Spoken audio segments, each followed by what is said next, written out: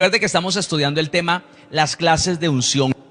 Un cristiano sin unción es un cristiano débil, es un cristiano fácilmente afectado por las emociones, es un cristiano al que los problemas y las dificultades lo sacan fácilmente del propósito de Dios, es un cristiano al que las cosas que le llegan a su vida no lo logra, no sabe cómo manejarlas. Entonces, para hacerle una pequeña síntesis de lo que hemos estudiado, estudiamos la unción del leproso, que es esa unción que recibimos cuando nos volvemos a Cristo, en la que la persona es limpia de su pecado, justificado, perdonado por la obra de Cristo Jesús en la cruz y por la intervención del Espíritu Santo en nosotros. En segundo lugar, estudiamos la unción del sacerdote, que era esa unción que se le daba a los ministros del Señor, a Aarón, a sus hijos y a toda su descendencia, y significaba consagración y obediencia. Es la capacidad que tenemos para ministrar la palabra también a otros, es la capacidad que tenemos también para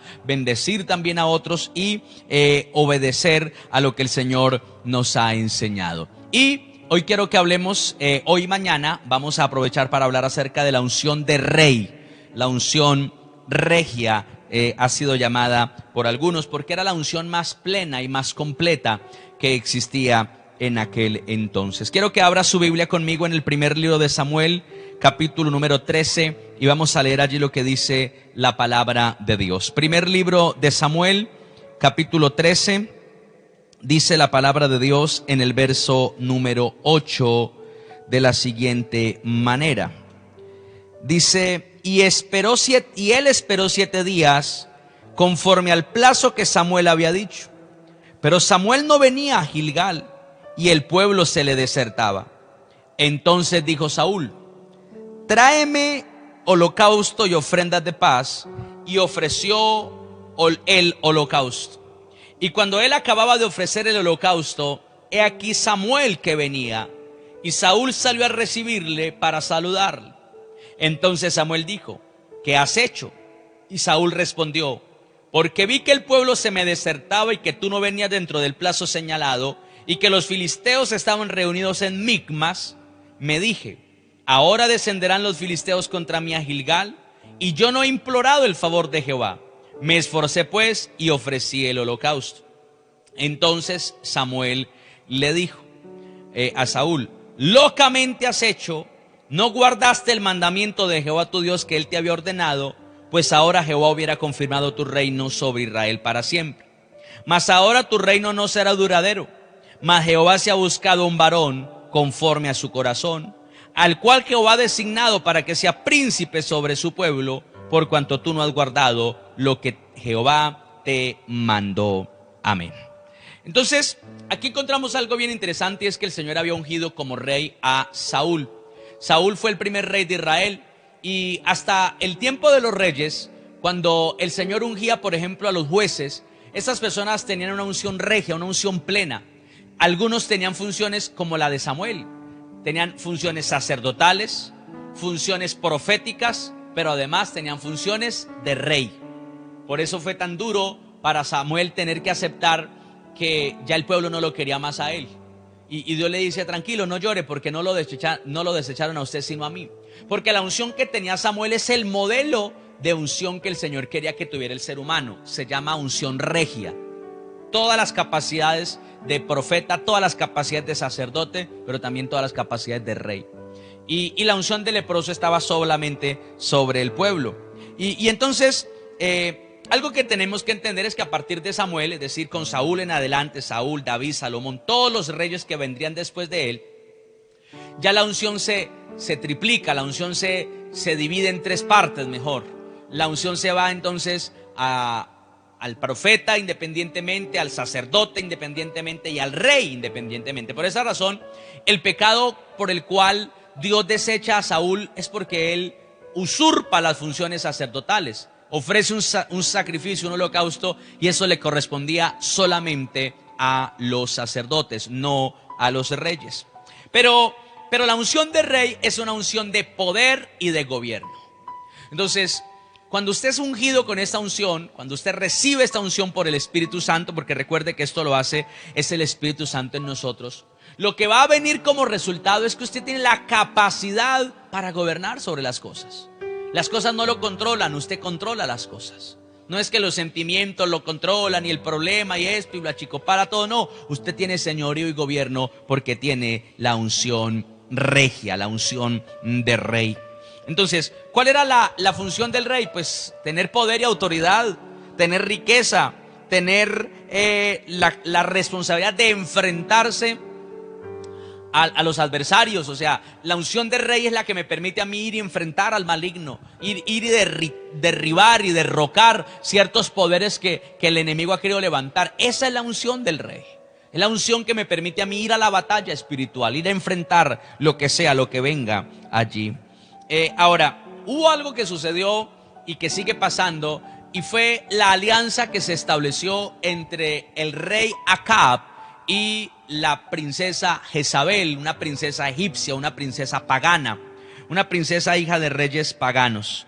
Entonces, aquí aparece una potestad que es la potestad de Jezabel, y muchos pues no han entendido de pronto mucho lo que esto significa, y de pronto lo han malinterpretado. Siempre cuando ven a una persona, una mujer de pronto con maquillaje, que usa ropa ajustada o que tiene algún tipo de característica así, creen que ese es Jezabel, y eso no tiene nada que ver con Jezabel. El maquillaje fue un recurso, una herramienta que usó Jezabel, pero lo realmente poderoso del imperio jezabélico se establece en la manipulación del rey, en el quitarle el señorío al que lo tenía y tomarlo ella, porque el que gobernaría debería ser su esposo Acab, pero no lo hizo. Acab nunca gobernó, la que gobernó fue ella, y gobernó para el mal, gobernó para el diablo.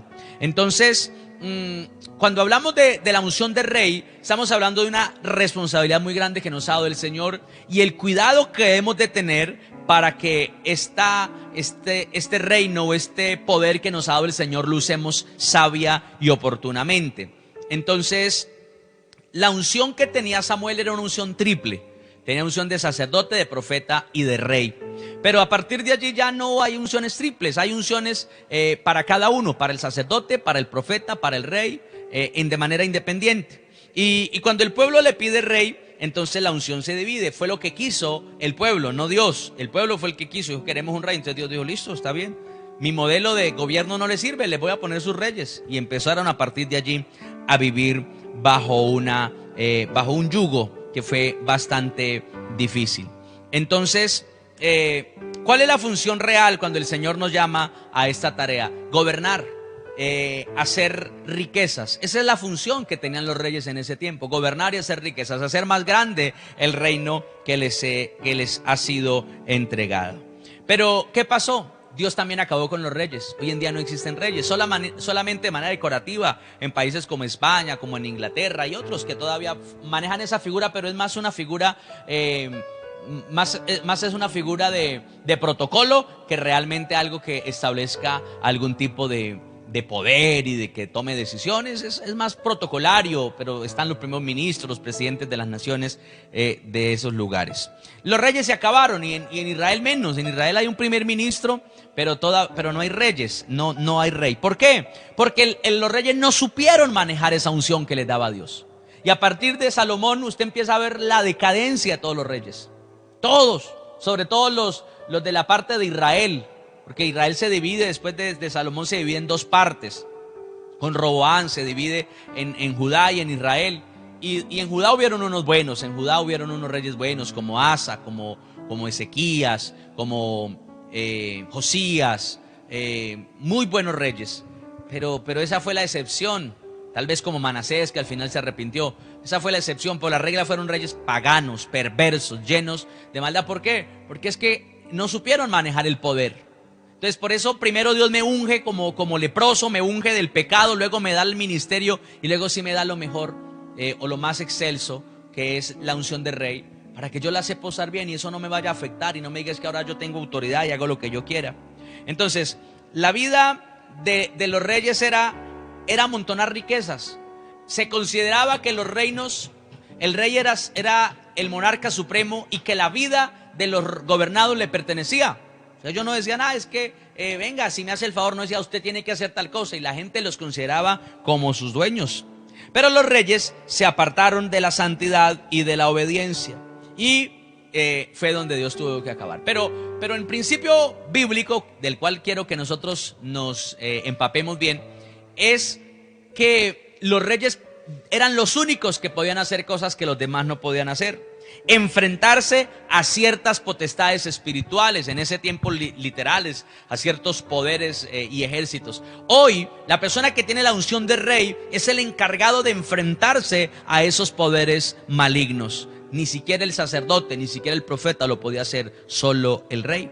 Y una de las potestades más fuertes y más difíciles de desalojar de Israel fue la potestad que se formó entre la alianza entre Acab y Jezabel, entre el rey pagano, entre la reina pagana Acab y el rey, entre la reina pagana Jezabel y el rey pagano Acab. Entonces, cuando nosotros vamos a entender qué significa el reino o la unción de rey, tenemos que entender entonces algo muy importante, y es que el ministerio que el Señor nos ha delegado tiene como función enfrentar los poderes de las tinieblas, y uno de las potestades malignas más dañinas para la iglesia del Señor es ese espíritu jezabélico. ¿Qué significa eso? Significa el control, la autoridad, pero también significa la mezcla que se trae con las cosas de Dios. Cuando dentro del temor a Dios se introducen otras cosas. Ahí hay un hombre de Dios, Acab, y una mujer del paganismo, Jezabel. Y esos dos se mezclan. ¿Y cuál es el resultado? El predominio de la brujería, del culto a los dioses falsos, de la invocación a la inmoralidad y todo esto, que era lo que ellos veneraban, porque esa era su cultura, culturas cananeas. Y es algo que nosotros tenemos que usar como ministros y como hombres y mujeres llenos de la unción del Espíritu Santo. ¿Qué es? Enfrentarnos a todo tipo de mezcla y de apariencia. ¿Por qué? Porque necesitamos cristianos que no solamente lo digan de nombre que son cristianos, sino que su vida sea salva. No que se mezclaron con el mundo y ahora tiene una apariencia de piedad, de justicia, de santidad, sino que realmente han sido cambiados por la obra maravillosa del Señor. Entonces, Elías no pudo con Jezabel. Elías, vemos ahí cómo Elías terminó huyendo, cómo Elías terminó escondiéndose. Y Dios le dice que unja a otro, y Eliseo tampoco pudo con Jezabel. Y es ahí donde podemos ver, cuando está el espíritu de Jezabel, que viene un daño terrible para el pueblo de Dios. Y esa es la unción de rey, enfrentarnos a eso, identificar esto para destruirlo. ¿Por qué Elías no pudo? ¿Por qué Eliseo no pudo? Porque ellos no eran reyes, ellos eran profetas. Y ellos no pudieron enfrentar una potestad que solo se podía enfrentar desde el ámbito de la unción regia, de la unción de rey. Ninguno de los dos lo pudieron hacer, y eran hombres de Dios muy usados, tremendamente usados, respaldados más que cualquiera, pero no podrían derribar y derrocar esa potestad si no tenían la unción de rey. Entonces Dios tuvo que levantar un rey para que hiciera eso, ungir a un rey. Y eso es algo que yo quiero que usted lo pueda entender. Cuando hay un hombre con la autoridad de Dios y se asocia con un poder pagano, se asocia con el pecado, eso es tremendo. Y muchas veces uno ve eso, gente que conoció del Señor y luego empieza a hablar de que no, que aceptemos todo, que todo está bien, que uno no tiene que ser tan fanático, tan legalista, tan religioso. Y eso es muy delicado, porque el resultado son los celos, las envidias, las competencias, las disensiones, las intenciones por enriquecerse, en la avaricia, la inmoralidad. Todo eso es lo que da luz este tipo de alianzas y de mezclas a las que tenemos que tenerle tanto cuidado. Jezabel es un espíritu manipulador que se acerca a la autoridad, que lo persuade, que le aconseja, que le presiona. Y muchas veces uno encuentra gente así: hermano, ¿usted por qué no hace tal cosa? Oiga, ¿usted por qué no dice tal otra? Oiga, ¿usted por qué no hace? Y muchas personas quieren venir a manipular, a veces con buenas intenciones, pero tenemos que entender que uno ha una unción de gobierno y autoridad, y no debemos dejarnos manipular, menos por alguien que de pronto no tenga una buena intención. Trata de usar la autoridad o la debilidad de la autoridad para presionar y para obtener lo que quiere. Entonces es ahí donde se manipula desde las sombras, desde lo oculto. Quiero que leamos aquí cómo fue que se pudo derribar a Jezabel. Vamos a leerlo en el segundo libro de Reyes, capítulo 9, por favor. Mire lo que dice la Biblia, y usted me va a dar la razón con respecto a que el rey, la unción de rey es para derribar ciertas potestades. Y eso se está viendo mucho hoy en día, esas mezclas, esas alianzas entre cosas de Dios, pero cosas del mundo y cosas que no glorifican a Dios. Segundo libro de Reyes, capítulo 9. Vamos a mirar allí lo que dice la palabra del Señor. Segundo libro de Reyes, capítulo 9. Mire lo que dice la Biblia, versículo 1. Entonces el profeta Eliseo llamó a uno de los hijos de los profetas y le dijo: ciñe tus lomos y toma esta redoma de aceite en tu mano y ve a Ramot de Galaad. Y cuando llegues allá, verás allá a Jehú, hijo de Josafat, hijo de Ninsi. Y entrando, haz que se levante de entre sus hermanos y llévalo a la cámara. Y toma luego la redoma de aceite y derrámala sobre su cabeza y di: así dijo Jehová, yo te he ungido por rey sobre Israel. Y abriendo la puerta, echa a huir y no esperes. Y fue pues el joven, el profeta, a Ramot de Galaad. Y cuando él entró, he aquí los príncipes del ejército que estaban sentados. Y él dijo: príncipe, una palabra tengo que decirte. Jehú dijo: ¿a cuál de todos nosotros? Y él le dijo: a ti, príncipe. Y él se levantó y entró en casa. Y el otro derramó el aceite sobre su cabeza y le dijo: así dijo Jehová, Dios de Israel, yo te he ungido por rey sobre Israel, pueblo de Jehová. Herirás la casa de Acab tu señor, para que yo vengue la sangre de mis siervos los profetas y la sangre de todos los siervos de Jehová de la mano de Jezabel. Y perecerá toda la casa de Acab, y destruiré de Acab todo varón, así al siervo como al libre en Israel. Y yo pondré la casa de Acab como la casa de Jeroboam, hijo de Nabat, y como la casa de Baasa, hijo de Ahías. Y a Jezabel la comerán los perros en el campo de Jezreel, y no habrá quien la sepulte. Y enseguida abrió la puerta y echó a huir. Después salió Jehú a los siervos de su señor y le dijeron: ¿hay paz? ¿Por qué vino aquí aquel loco? Y él les dijo: ¿vosotros conocéis al hombre y sus palabras? Ellos le dijeron: mentira, decláranoslo ahora. Y él dijo: así me habló diciendo, así ha dicho Jehová, yo te he ungido por rey sobre Israel. Entonces cada uno tomó apresuradamente su manto y lo puso debajo de Jehú en un trono alto, y tocaron corneta y dijeron: Jehú es el rey. Bueno, aquí pasa algo muy interesante y yo quiero que usted lo entienda. Eliseo no podía ir a ungir a un nuevo rey porque Acab lo mataba. Los enemigos de la familia y la casa de Acab lo destruían. Así que él manda a un joven profeta que nadie lo conocía para que unja a Jehú. Y el muchacho está allá, era uno de los candidatos príncipes, pero nadie sabía quién podría ser el nuevo rey, menos para enfrentarse a este tipo de reyes tan malos y tan macabros que estaban allí. Y la descendencia de Acab, que estaba allí ya tomando posesión de su trono. Y entonces llega allí el joven profeta y dice: mire, en privado le dice: usted va a ser el rey, y lo unge y todo. Y todos los demás creen que es un loco. Y él le dice: mire, es que me dio que yo era el rey. Y ellos dicen: ah, bueno, pues si él dijo, le vamos a creer. Y lo bueno de esto, de esta palabra, es que Jehú cree que él es el rey. Él acepta esa unción. No dice: ay, pero ¿dónde está mi credencial? Pero no hubo una ceremonia pública. Aquí en una piecita y me ungieron. ¿Eso para qué? Pasó lo de David en privado, pero él creyó esa unción y se levanta a hacer guerra contra la casa de Acab. Leámoslo por favor un poquitico más. Si usted es buen cristiano, no le da pereza leer la Biblia. Así conspiró Jehú, hijo de Josafat, hijo de Ninsi, contra Jorán, que era el que estaba gobernando ahora. Entonces Jorán, guardando a Ramot de Galaad con todo Israel por causa de Hazael, rey de Siria.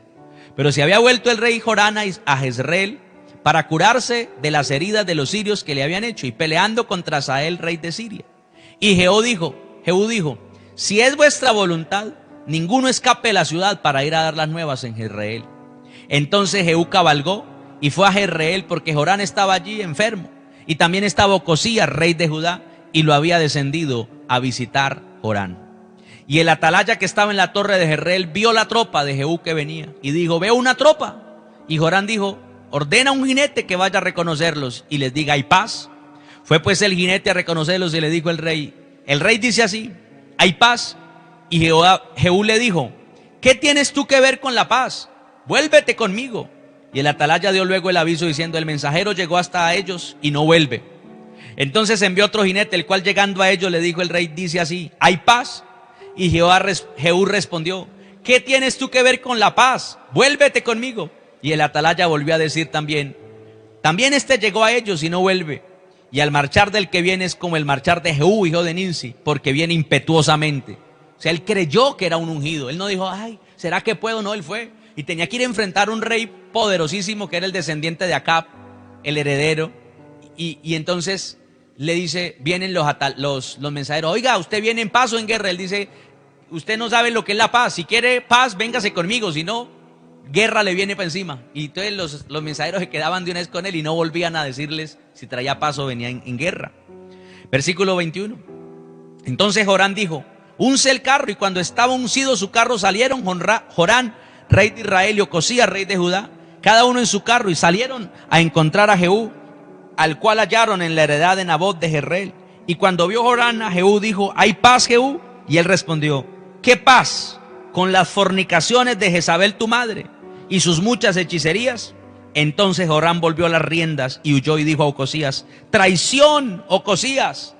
Pero Jehú entesó su arco e hirió a Jorán entre las espaldas, y la saeta salió por su corazón y él cayó en su carro.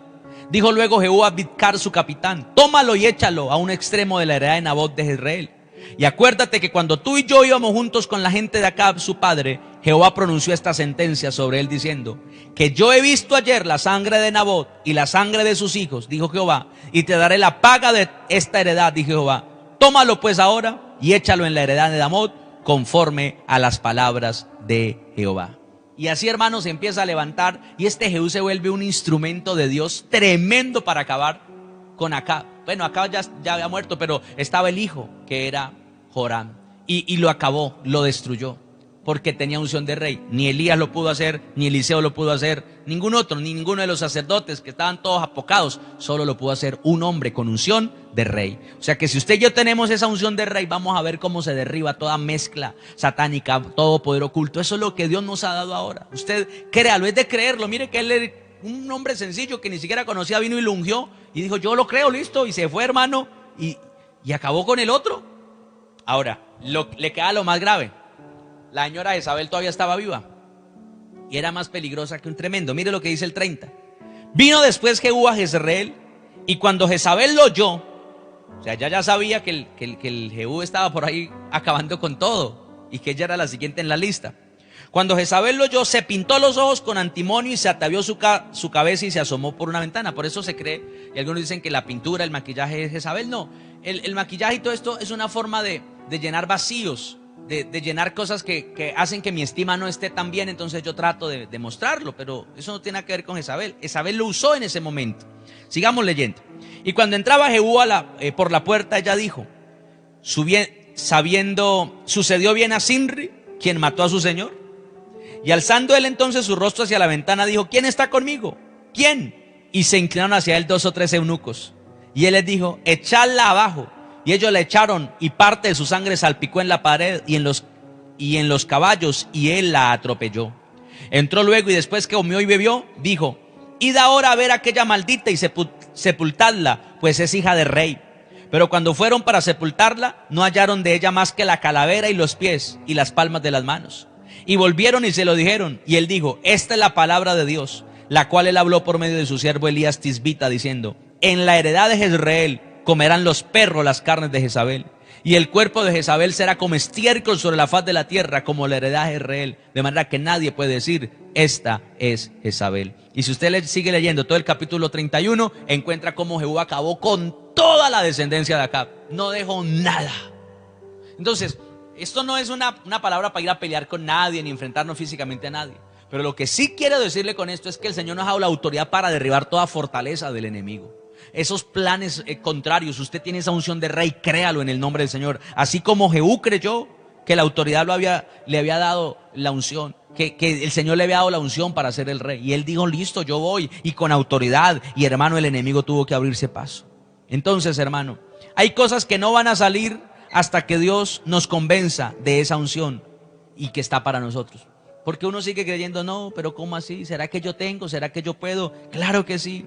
Si caminamos, hermano, con esa unción, no se va a meter el error en nuestras vidas, no se va a meter el error en nuestras congregaciones. Si caminamos con esa unción, el Señor nos revela todas las cosas. Mañana les voy a hablar de eso, el cómo esa unción regia me revela todo, me muestra el camino, me dice qué es lo que debo de hacer y qué es lo que debo aprender. Todo me lo enseña, porque dice la Biblia, vosotros tenéis la unción del Santo y conocéis todas las cosas y no tenéis necesidad de que nadie... Vamos a estudiar la palabra, vamos a continuar en este estudio de la palabra.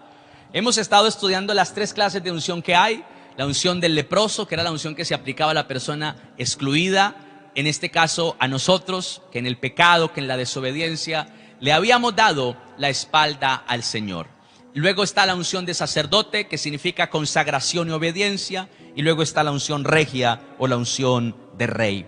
Una unción completa y total, que es lo que Dios quiere en nosotros. Esa unción triple que estaba sobre Melquisedec.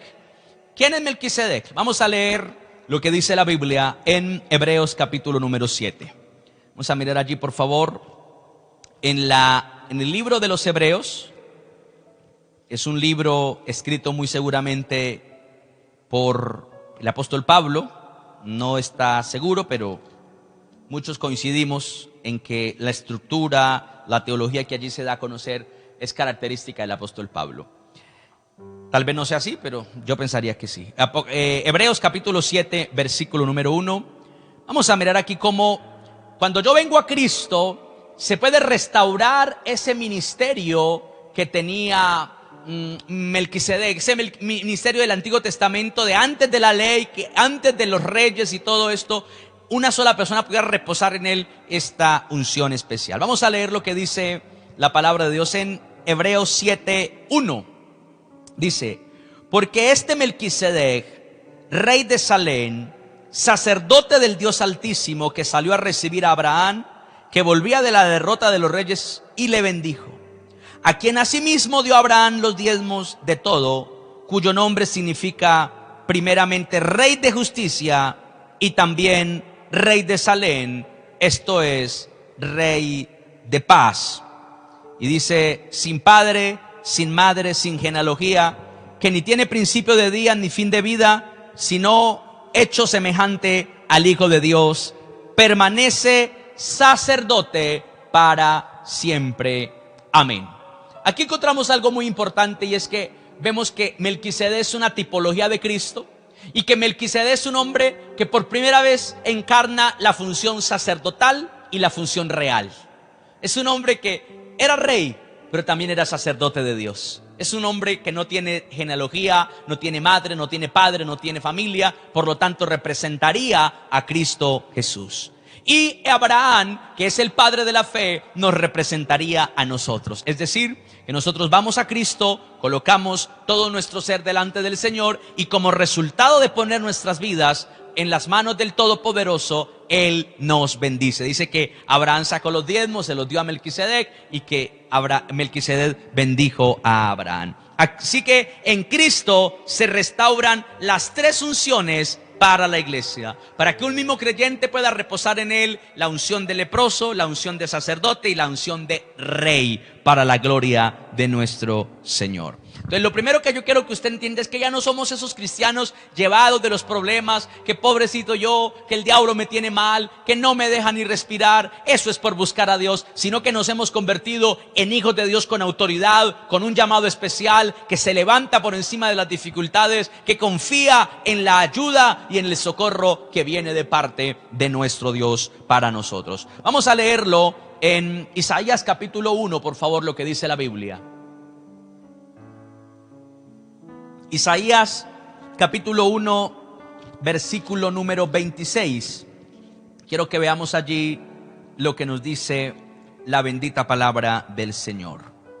Restauraré tus jueces como al principio, y tus consejeros como eran antes. Entonces te llamarán ciudad de justicia, ciudad fiel. ¿Por qué hablo de los jueces? ¿Y por qué dice que el Señor va a restaurar los jueces? Porque es que los jueces eran ese modelo, el más cercano a Melquisedec. ¿Cuál fue el último de los jueces? Samuel. ¿Y cómo eran sus características? Gente que tenía unción de rey, unción de sacerdote. que podían gobernar, pero que también podían ministrar la presencia de Dios. Eso es lo que Dios quiere para usted y para mí. Restaurar esa unción triple sobre la vida del cristiano. Un cristiano lleno de esa autoridad para gobernar, para que nada lo debilite, para ir contra esas potestades espirituales y derribarlas, pero también para ministrar y obedecer con santidad la presencia de nuestro Señor. Y más adelante en el mismo Isaías 9, versículo número 6, dice, mire lo que dice Isaías capítulo 9, versículo 6. Dice, porque un niño nos es nacido, hijo nos es dado, el principado sobre su hombro, y se llamará su nombre admirable, consejero, Dios fuerte, Padre eterno, príncipe de paz. Lo dilatado de su imperio y la paz no tendrán límite sobre el trono de David y sobre su reino, disponiéndolo y confirmándolo en juicio y en justicia desde ahora y para siempre. El celo de Jehová de los ejércitos hará esto. Amén. Aquí estamos encontrando la restauración que produjo Cristo, el príncipe de paz, el rey fuerte, el eterno, el todopoderoso. Por eso, cuando usted lee en Pedro, y quiero que veamos allí lo que dice la palabra en la carta del apóstol Pedro, voy a leer varios textos, ojalá usted los escriba y se apropie esa palabra. Deje de ser un cristiano que se considere víctima, deje de ser un cristiano que diga, pobrecito yo, es que para mí ha sido tan duro y nadie me ayuda y nadie me llama y nadie se preocupa por mí. Dice la palabra de Dios en la primera carta del apóstol Pedro, capítulo 2, versículo número 9, dice, mas vosotros sois linaje escogido, somos la familia de Dios, una familia especial, real sacerdocio. Cuando habla de real sacerdocio significa que somos los sacerdotes del rey, servimos al rey como sacerdotes, nación santa, pueblo adquirido por Dios, para que anunciéis las virtudes de aquel que os llamó de las tinieblas a su luz admirable. Ya no vivimos más bajo el padecimiento del pecado, ya no vivimos más bajo el señorío de las tinieblas, ahora vivimos bajo el gobierno de Cristo, y Él le ha dado aliento, Él le ha dado paz, fortaleza y fe a nuestras vidas. Es algo muy importante. Entonces, por eso la Biblia dice que a Cristo le fue dado el cetro de David. Esa vara significa que Él fue un rey, pero fue un rey muy diferente. Fue un rey que entró en una posición de reconciliación, entró orando, intercediendo como mediador, no el rey opulento, no un rey que antes de entrar a Jerusalén, ¿qué hizo? Señor, ten misericordia de Jerusalén. Jerusalén que matas a los profetas, apedreas a los que te son enviados, y empieza a interceder y se monta en un pollino de asno, en un burrito sin amansar, y se monta allí y entra a la ciudad, muy humilde, muy sencillo, pero Él es el rey. Entonces, ¿por qué? Porque ese sería el modelo de ministerio que Dios quiere que nosotros veamos. No un ministerio de ostentosidad, no un ministerio a ver de quién tiene más y quién compite con la iglesia más grande y quién compite. No, nuestro propósito sí es ganar almas y que el Señor las añada todas, pero es un servicio desde la humildad y la sencillez que nos enseñó nuestro Señor Jesucristo. La sencillez para poder servir a cualquier persona, para poder ministrar a cualquier persona que lo necesite. Y eso fue lo que el Señor hizo, ser un rey. Por eso dice, hijo nos es nacido, el principado sobre su hombro. Es príncipe, es el rey, es el hijo del rey que venía en ese momento como coronándose como rey allí en la cruz del Calvario, pero siendo humilde y siendo sencillo. Jesús ungió a sus discípulos con esta unción triple. Él les ministró esta unción. Él les dijo, ahora ustedes van a tener esta unción, van a impartir de lo que yo soy. Veamos un poquitico allí en un salmo también mesiánico, Salmo 110, versículo número 1, Salmo 110, dice la palabra, Jehová dijo a mi Señor, Salmo 110:1, siéntate a mi diestra hasta que ponga a tus enemigos por estrado de tus pies. Jehová enviará desde Sión la vara de tu poder, domina en medio de tus enemigos. Tu pueblo se te ofrecerá voluntariamente en el día de tu poder. En la hermosura de la santidad, desde el seno de la aurora, tienes tú el rocío de tu juventud. Juró Jehová y no se arrepentirá. Tú eres sacerdote para siempre, según el orden de Melquisedec. Y aquí confirma lo que le venía manifestando. Cristo tiene un sacerdocio diferente, un ministerio diferente, porque además de ser sacerdote es rey. Por eso la descendencia, pareciera que hubieran dos genealogías y que Jesús viniera de dos familias diferentes. Porque en Mateo muestra una genealogía y en Lucas muestra otra genealogía. Entonces uno como que se pone a leer las dos y dice, oiga, pero aquí ¿cómo así? Entonces resulta que él tiene dos familias. Pues no, lo que pasa es que una es la genealogía de José y otra es la genealogía de María. Por el lado de José venía de la tribu de Judá, pero por el lado de María venía de la tribu de Leví. La tribu de Judá era la tribu de los reyes y la tribu de Leví era la tribu de los sacerdotes. Por eso en Cristo se juntó sacerdocio y reino para entregárnoslo también a nosotros, constituyéndonos herederos de este ministerio, reyes y sacerdotes para Dios su Padre. Por eso encontramos en Pedro que dice, vosotros sois linaje escogido, nación santa, real sacerdocio. No dice que vamos a hacer algún día, dice que ya lo somos, tenemos que creerlo ahora mismo. Nos ha hecho reyes y sacerdotes para Dios su Padre, dice el comienzo de Apocalipsis, capítulo 1, versículo número 6. Es esa posición que tenemos de hijos y de herederos con Cristo Jesús. Así que hemos sido ungidos con esa unción de rey. Actívela en su vida, créala en su vida, porque Dios no tiene hijos derrotados, ni vencidos, ni víctimas del diablo, sino hijos de Dios que somos más que vencedores en Cristo. Es que los problemas, pero es que las enfermedades sí a veces vienen, somos seres humanos de carne y hueso, pero Dios nos fortalece. Y dijo el apóstol Pablo que pasamos por momentos difíciles, pasamos por momentos duros, pero el Señor está con nosotros, porque dice que antes en todas estas cosas somos más que vencedores por medio de aquel que nos amó. Leámoslo allí en Hebreos capítulo 1, versículo número 9, y usted crea a lo que el Señor dice. Dice, has amado la justicia. Eso era para Cristo, pero también lo tomamos para nosotros. Es un salmo que hace referencia a Cristo, pero es un salmo que también se aplica en nuestras vidas. Has amado la justicia y aborrecido la maldad, por lo cual te ungió Dios, el Dios tuyo, con óleo de alegría más que a tus compañeros. ¿Esto qué significa? Significa que el Señor fue ungido, pero también nos ha ungido a nosotros. Y no es un aceite físico que usamos para orar por los enfermos, sino es la unción, la presencia real y manifiesta del Espíritu Santo en su vida y en mi vida. ¿Cree usted que es un portador de esa unción triple? ¿Cree usted que fuimos ungidos como se ungía el leproso en el Antiguo Testamento? Y así fuimos nosotros como pecadores perdidos, ungidos, aceptados por Cristo, por la sangre de Cristo, reconciliados con Dios por la obra maravillosa de Jesucristo y la confirmación presente en nuestras vidas de su Santo Espíritu.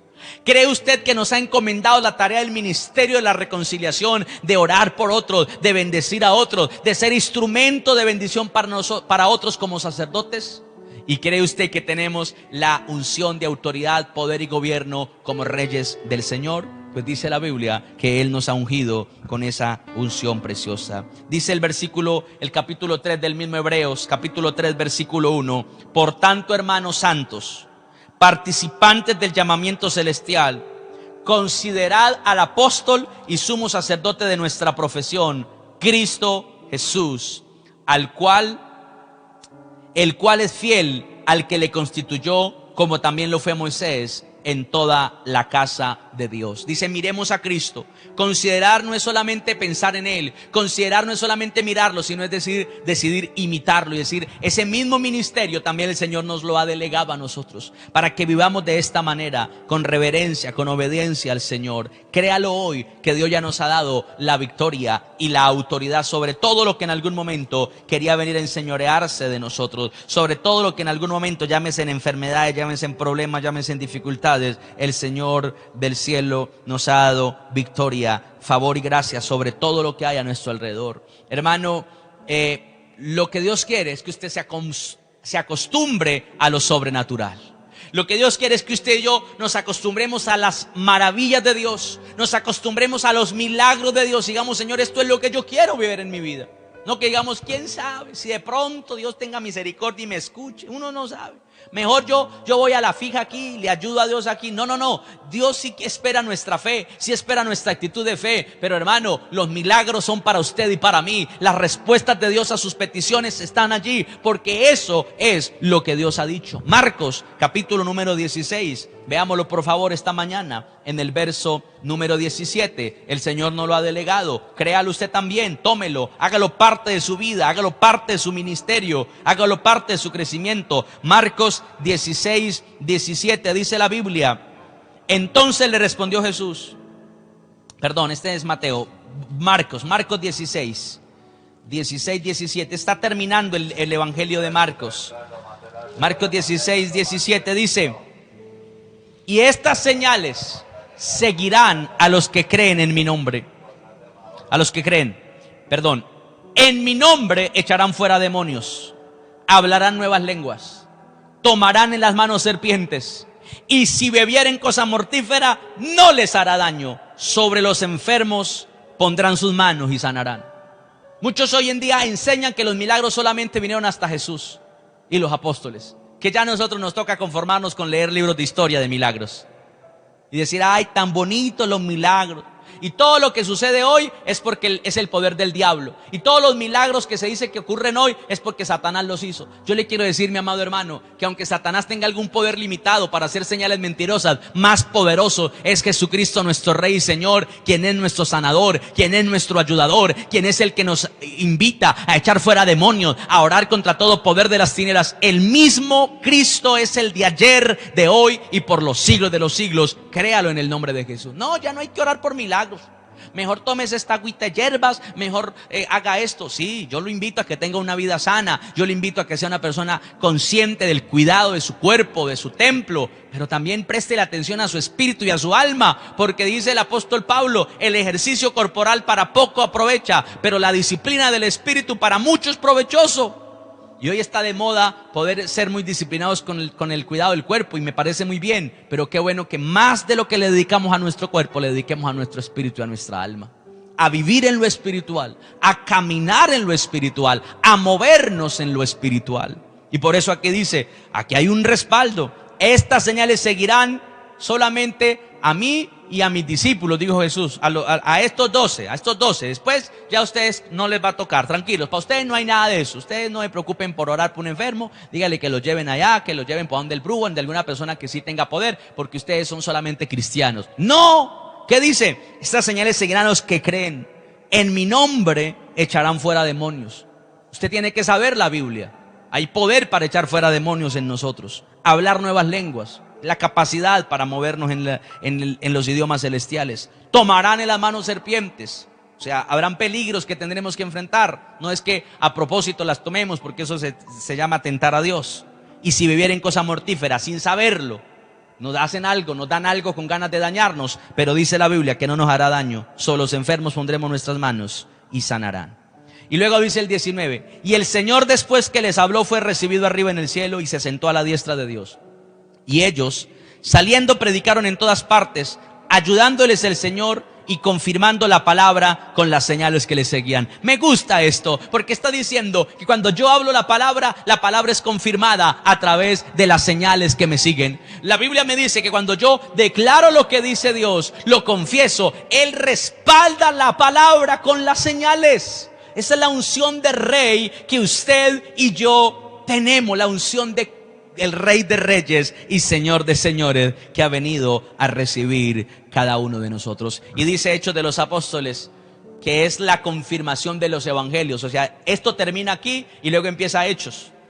¿Y qué dice Hechos de los Apóstoles 1:8? Pero recibiréis poder cuando haya venido sobre vosotros el Espíritu Santo, y me seréis testigos en Jerusalén, en Judea, en Samaria y hasta el último de la tierra. ¿Qué dice la Biblia que viene para el que cree, para el que tiene el Espíritu Santo? Poder para corregir sus problemas internos, poder para tener gobierno sobre sus emociones, pero poder también para actuar en lo sobrenatural, poder también para caminar en los milagros, para caminar en las señales, para caminar en las maravillas de Dios.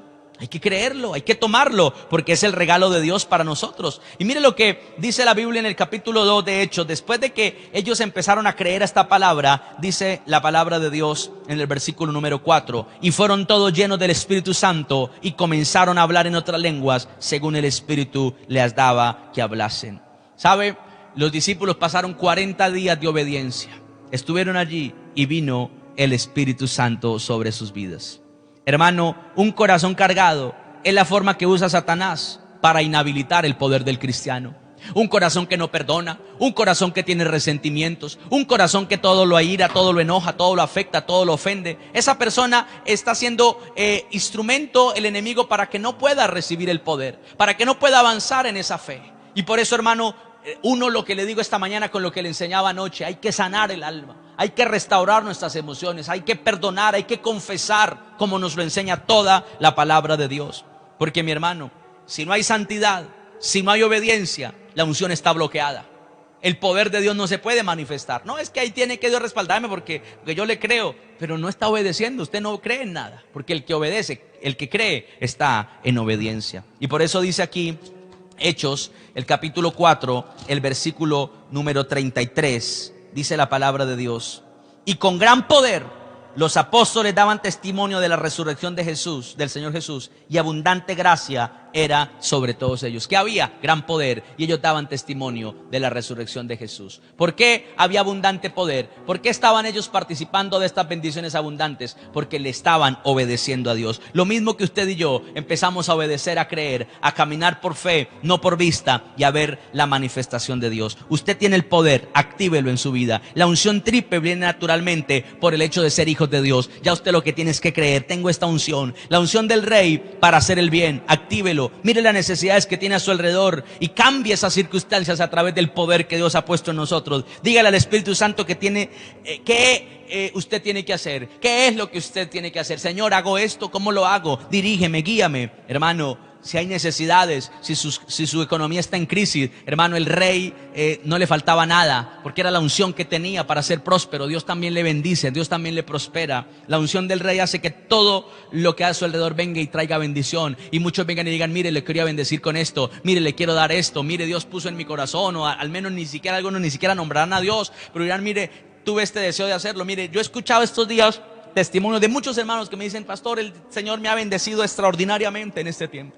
Muchas personas Dios las ha tocado y me han bendecido. Gente que yo ni creía, otros que estaban allí, y Dios me los ha enviado, porque es lo que viene. La fe es algo muy importante. Crea a lo que Dios le ha dado, a esa unción de rey, de señorío y de gobierno. Entonces dígale: Señor, yo quiero activar esto en mi vida. No quiero vivir ahí quejándome todos los días. No quiero vivir ahí lamentando las circunstancias que me rodean. Quiero vivir para ti, obedeciéndote, agradándote, Señor, pero siendo bendición y testimonio en esta tierra.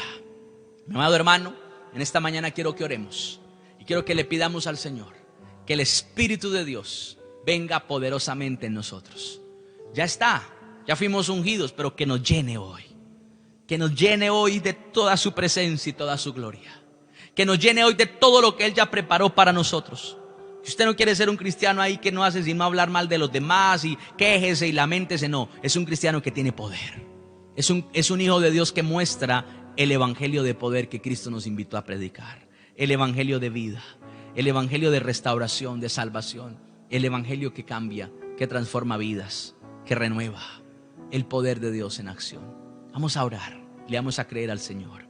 Padre, en esta mañana te doy la gloria, te doy el honor y la alabanza. Y te presento cada persona que está allí conectada esta mañana, Señor. Coloca delante de ellos, Señor, el entendimiento que tú nos das por medio de la palabra. Coloca delante de mi hermana, de mi hermano, la capacidad para entender lo que tú nos dices. Muéstranos tu gloria, Señor. Te ruego que nos muestres tu gloria. Te ruego que nos muestres tu gloria, Señor, esta mañana, donde hay familias que necesitan de ti. Donde hay hombres y mujeres clamando por un milagro. Enfermos, oprimidos, endeudados, estancados por los problemas, las luchas, las dificultades. Pero que hoy estamos creyendo que tú tienes el poder para cambiarlo todo, que tú tienes el poder para restaurarlo todo, que para ti nada es imposible. Nada. No importa lo que el enemigo haya dicho, no importa lo que el diablo haya hablado. Si nosotros confiamos en ti, veremos la gloria, veremos el poder, veremos el respaldo que viene de lo alto. Y es lo que estoy creyendo en esta mañana. Padre, bendice cada hermano que está en ayuno, en oración hoy. O mi hermano que está allí, Señor, que pasó, o mi amigo que pasó allí, tal vez no en ayuno, pero está escuchando. Señor, tócalo, bendícelo, déjale ver tu gloria. El que está enfermo, sánalo en el nombre poderoso de Jesucristo, el Rey de Reyes y Señor de Señores, nuestro sanador y salvador. Pido en esta mañana que traigas bendición. Pido en esta mañana que traigas restauración ahora. Todo temor al hombre, todo temor al mundo, toda palabra mentirosa se va de nosotros, porque en algunas ocasiones hemos creído lo que el mundo ha dicho, lo que el hombre ha dicho, pero no basado en la palabra, sino en su egoísmo, en su ira, en su venganza, en su corazón no arrepentido. Señor, y hoy estamos llamados a predicar el mensaje de Cristo, el mensaje que salva, el mensaje que cambia, el mensaje que transforma, el mensaje que da vida y vida en abundancia. Ahora, Señor, llena esa familia de ese varón, de esa mujer que han estado enfrentando esa dificultad. Llena su vida, Padre. Tócale con tu poder y tu gloria. Satura el Espíritu de Dios. Derrama tu gloria, derrama tu poder. Te ruego, te pido, Señor, como digo Moisés, te ruego que me muestres tu gloria. Te quiero ver a ti manifestando tu poder en mi casa, en mi familia, en la relación que tenga, hermano, con sus hijos, con su casa. Hermano, dígale: Señor, yo quiero ver tu gloria aquí. No se conforme con una vida oprimido por las enfermedades, oprimido por los problemas, por las deudas, por el estancamiento. Dígale: Señor, ¿qué quieres que yo haga? Espíritu Santo, muéstrame el camino correcto. Muéstrame lo que tú quieres que yo haga y cómo quieres que lo haga. Muéstrame esa senda. Muéstrame ese camino de bendición. Muéstrame ese camino de victoria. Muéstrame ese camino de paz. Muéstrame ese camino de aliento y de vida, Señor, ahora, para no quedarme allí, Señor, en lo natural. Es a lo que quizá muchos se han acostumbrado, a lo natural, pero yo quiero moverme en lo sobrenatural. Yo quiero moverme en ese nivel de unción, de poder y de gloria, en ese nivel de bendición y de edificación, a donde tú quieres que estemos cada día, viviendo para tu gloria, viviendo para tu honra, permaneciendo en la obediencia, en la santidad y en la verdad delante de ti. Llénanos en esta mañana con gran poder. Llénanos en esta mañana con gran unción. Llénanos en esta mañana con gran bendición ahora. Los milagros comienzan a suceder. Vamos a ver gloria de Dios, vamos a ver milagros, vamos a ver respuestas de Dios. Empieza a verlo, porque Dios te ha ungido con esa unción de rey.